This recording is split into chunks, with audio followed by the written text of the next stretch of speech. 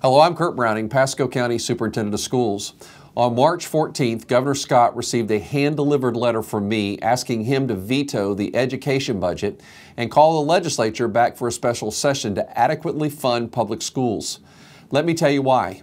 The proposed increase of 47 cents in base funding per student statewide equals an additional $34,613.29 in total new funding for Pasco County schools for 2018-19.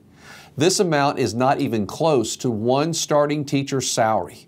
What's worse, compared to the funding for the current year, Pasco County schools will see a decrease of more than $2 per student in our base student allocation due to a change in the funding formula. Here's something else.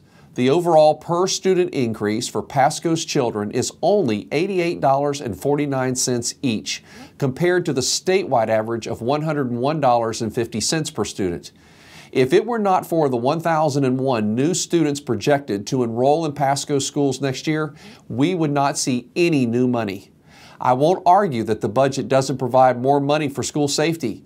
The problem is that the state put too much funding toward a program to arm school employees, which I think is misguided at best, and not enough funding to hire trained, certified, authentic law enforcement officers. I want to put a sheriff's deputy or police officer in every school. But the $3.7 million appropriated won't do that. It cost almost $62,000 to pay one SRO, and we need to add about 47 new SROs in Pasco County. The shortfall will have to be made up by taking funds from other programs, and that's not acceptable, especially when the budget only provides Pasco schools about $34,000 in new money.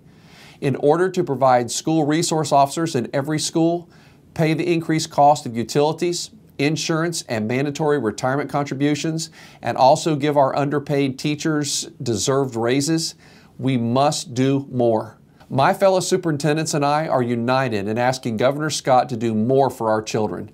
After years of Tallahassee tying the hands of local leaders by telling us exactly how to spend our budget dollars, we're done.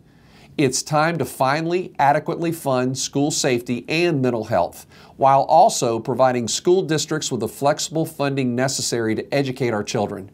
I encourage you to add your voice to the call for Governor Scott to order a special session and demand that public schools receive adequate funding to keep children safe and provide them with a world-class education they deserve.